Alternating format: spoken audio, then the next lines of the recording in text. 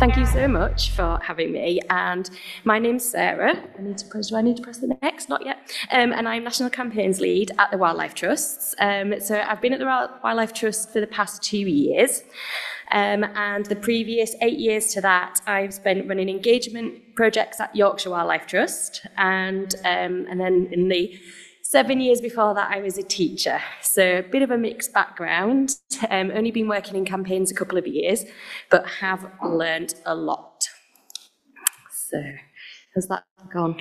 Yeah, that's fine. Excellent. So today I'm going to talk to you about our Letters to the Editor campaign. So I'll briefly cover who the Wildlife Trusts are, a quick summary of our typical campaigns, why we decided to develop this new kind of e-action, how we created it, the benefits we've identified from running this e-action, and the challenges and lessons we have learned, and there's been a lot.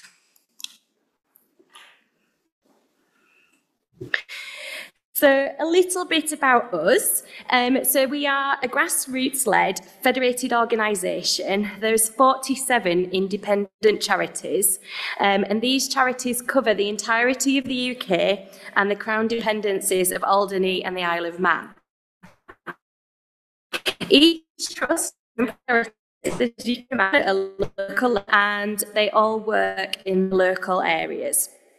Each trust has its own staff and trustee boards, but there's also a central charity, the Royal Society of Wildlife Trusts, and that's who I work for. And we coordinate and facilitate our movement, and all together we are the Wildlife Trusts. So we have over 900,000 members, 38,000 volunteers, and 3,500 paid members of staff. Interestingly, like many of your organisations, we have more members than any political party, which we are doing our best to mobilise, especially when we're thinking about the upcoming general election. So what do the Wildlife Trusts do? So first and foremost, we have managed land for nature's recovery for over 110 years, and we are the 6th largest land manager, and we care for 104,000 hectares of land, and that ranges from uplands to lowlands to urban areas, peatland, woodlands and rivers. And we also support people to manage their own reserves as well. And part of this precious collection of wild spaces are our urban reserves. And if you are travelling from King's Cross at any point over the next couple of days, then we've got Camley Street Reserve, which is part of London Wildlife Trust, and I absolutely recommend going there and having a peaceful walk round and just taking in some of the wildlife that calls it home right in the middle of a city. And a bit of a fun fact for you, there are more Wildlife Trust reserves than there are McDonald's restaurants in the UK. So there is still hope. So why am I here? So all 47 charities came together in 2022, nearly said 2002, to agree a collective strategy. And as the great conservationist Sir John Lawton said, bigger, better and more joined up. So we took this mantra not only for our work on the ground, but equally to our own federation. So each trust has their own version of this overriding strategy, and what it basically says is we want a wilder future for people and a wilder future for nature. So I'm sorry there isn't cat pictures, but I do have a beaver. As I said on the previous slide, our wilder future vision is for both nature and people. But how do we get there? We want to get 30% of the UK's lands and seas prepared for nature, connecting spaces for wildlife and bringing nature back to where people live and work. And we firmly believe that working with others can achieve far more for wildlife, wild spaces and for people than if we tried to do it all out by ourselves. Because we're passionate that everybody should have access to wildlife and wild spaces, no matter where they live, where they go to school or their economic status. Everyone should be able to enjoy and benefit from a connection with the natural world. And what we've been doing at the Wildlife Trust, we have created our Team Wilder approach. And this has been based on community organising principles. So we collaborate with people of all backgrounds, all abilities, and work across society, including businesses, schools, local authorities, universities, and farmers. So this will not only help a new generation to be connected with nature, it will also provide opportunities to people who have not always had the chance to connect with nature either. Our mantra is, don't do for people what they can do for themselves. And providing an action for people to use their own voice about issues that they care about, not necessarily what we tell them to campaign about, is one way of helping people help themselves. And as Versus Arthritis said earlier on, supportive voice is crucial.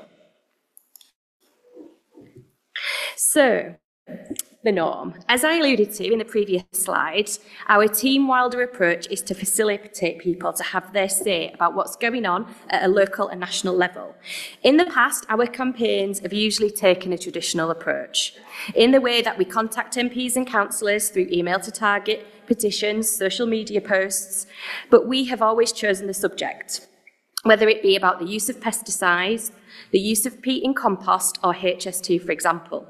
We also started campaigns to send postcards to different targets too, such as GP surgeries and supermarket CEOs.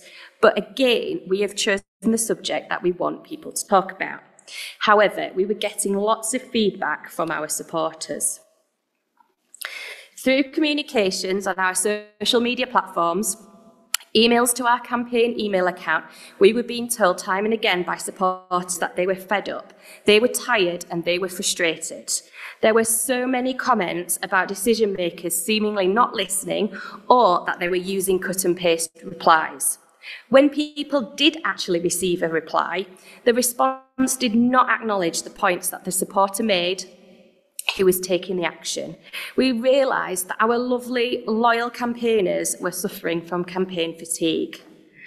As a lot of our campaigns target government action or inaction, and this was what most people were frustrated about, we wanted to shake things up a bit and facilitate something different. But what and how?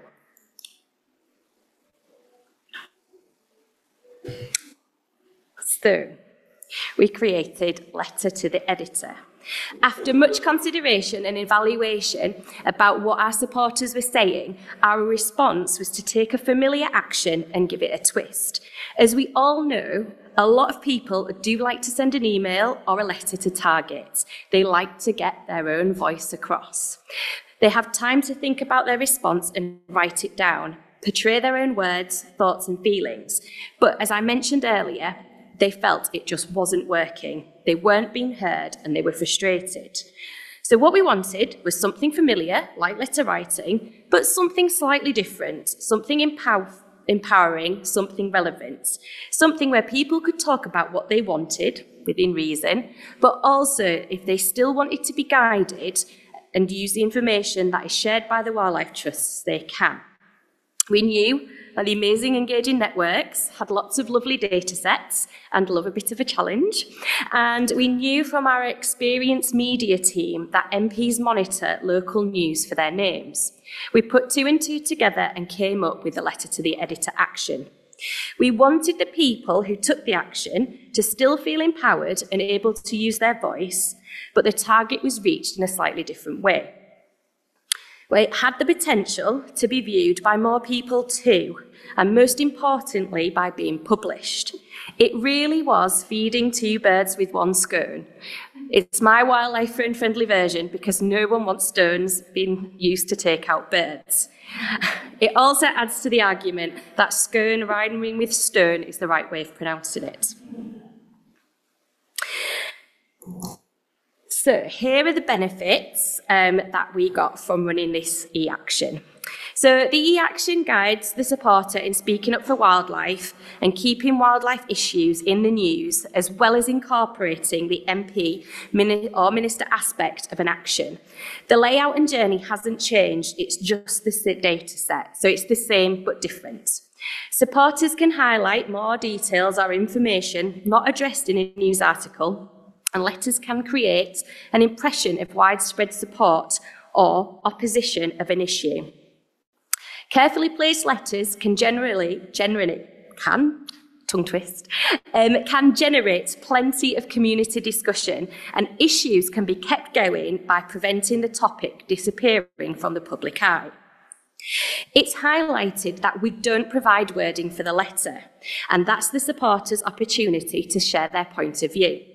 There are some hints and tips on how to write the letter that has a good chance of being published, as well as some extra information and suggestions for the letter based on current events such as HS2 or the general election. The Engaging Networks dataset picks out all the local papers and editors that cover a person's postcode. The supporter then can choose which editors and papers the letter can go to. I have about 5 papers in my local area, so I may choose only to email one or to email all 5. We also make it very clear about MP media monitoring, and this can be another way that MPs are contacted. The campaign brings a constituent's view into the public domain.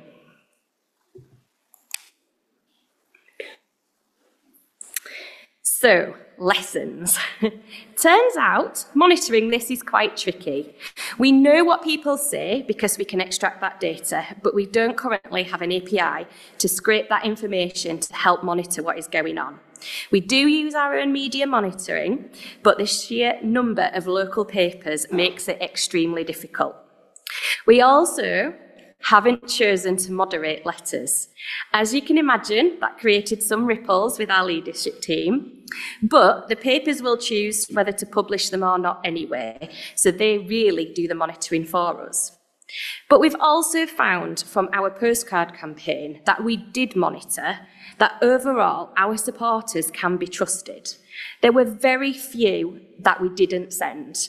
I would say out of 13,000, there was between 50 and 100. The vast majority of messages were passionate and articulate, so we felt confident about letting people just go for it, and we also felt confident that we didn't have to provide every single piece of information. We know that we've had 478 individual actions, which currently doesn't mean very much, as we don't know whether they've been published or not. Our next steps are to gather the information from those who have been published. We also want to know how MPs and newspapers feel about it.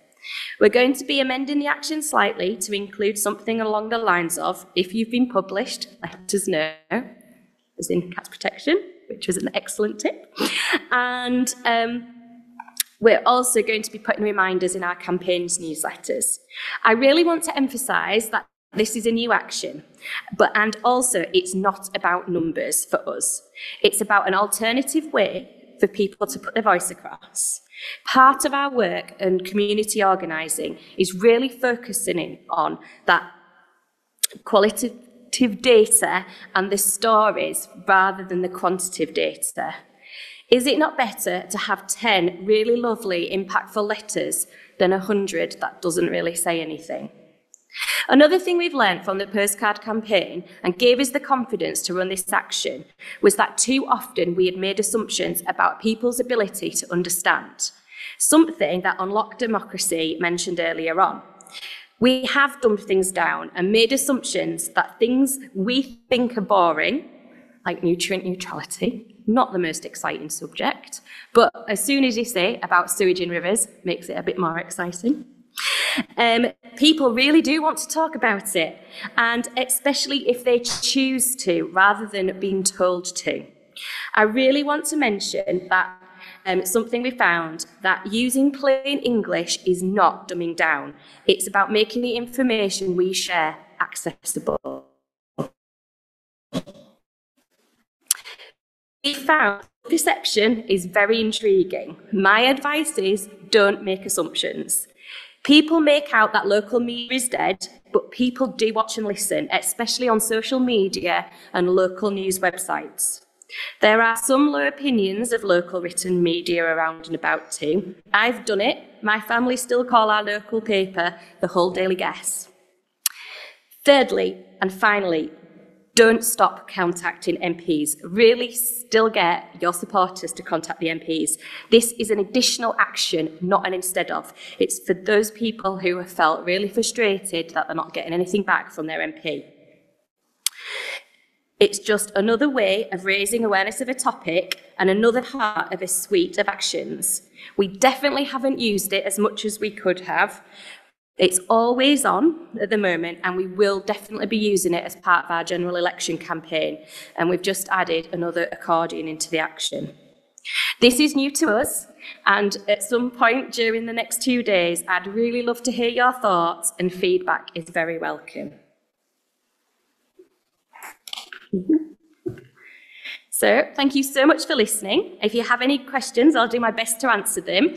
And if you do want to have a look at the e-action, I will ask me for the website, and then you can have a look at it and have a play. So thank you. Brilliant, thank you, Sarah. We do have quite a few questions, so we'll get through them because we're going to have a short break afterwards. Firstly, did you co-design this action with members and local campaigners? Oh, that's a good question. And no, we didn't, after all my community organising blurb at you. So it was a bit of an experiment to see how it would go down. And we do have a really excellent community of community organisers across our local trusts. And we have put the action out to them, and they've fed back in. And they said it's a good idea, which they probably would, wouldn't they? But it is definitely something we are working towards in our campaign team, is to involve the people down on the ground. And we do have, through some National Lottery funding, a hub called Next Door Nature Hub. And we put a lot of our campaigns resources on there. And we have a Train the Trainer programme as well, which community leaders can come on and work collaboratively with us, so we can learn from them and they can learn from us, because it is definitely a two-way partnership. Yeah, that's great. Do you think the action could be utilised to influence other decision makers other than MPs, i.e. local councils, local funding bodies, public service gatekeepers and the like? Absolutely. I would say this is definitely can be wide-reaching, and I would say if engaging networks have the data, then you would be able to push it through. And we are actually going to be looking at contacting supermarkets as part of one of our PEAT free actions. And this is a bit more about the logistics. How did you monitor the letters before they were sent to the editors? So we didn't. We just let people go for it, and we had a quick look afterwards to see what was going on. And so some people managed to press send and not send anything, but actually there was not any of the letters that I read in the data download that I would thought, oh gosh, we shouldn't be sending that to a newspaper. I think the bonus of it is that it doesn't have the Wildlife Trust stamp on it anywhere. So it is literally somebody's own voice, and we have just facilitated that. So, but as I said, from the evidence we've had from our postcard campaign, there are very few that had any form, very few that we didn't send, and most of them were literally slagging off their local MP. And if my local newspaper is anything to go by, they do quite enjoy that, so that letter probably would get published. It's the same in Cumbria, actually. I can tell you that. The next question is, does the name of the Wildlife Trust, I think you touched on this, but does the name of the Wildlife Trust get published alongside the letter in the newspaper? No, it doesn't. No, I don't think it comes from the person's own email address. We've just given them the options of which papers they want to send it to. This is about more the technical side of things. Is this a target database within the Engaging Networks platform, or did you have to build it yourself? Engaging Networks provided it for us, which we did. Those kind of people. That's brilliant. In terms of risk mitigations, that's more around compliance, how did you get approval from senior management? And is there a concern on message fidelity? So I am very fortunate to have a director who is very open-minded and can really give a good argument to other senior leaders. And I think we were just very lucky. And, and part of our strategy, as we come back to, is giving people a voice. Obviously, if it's illegal, then the newspapers wouldn't publish it anyway. So I think they're basically our moderating safety net.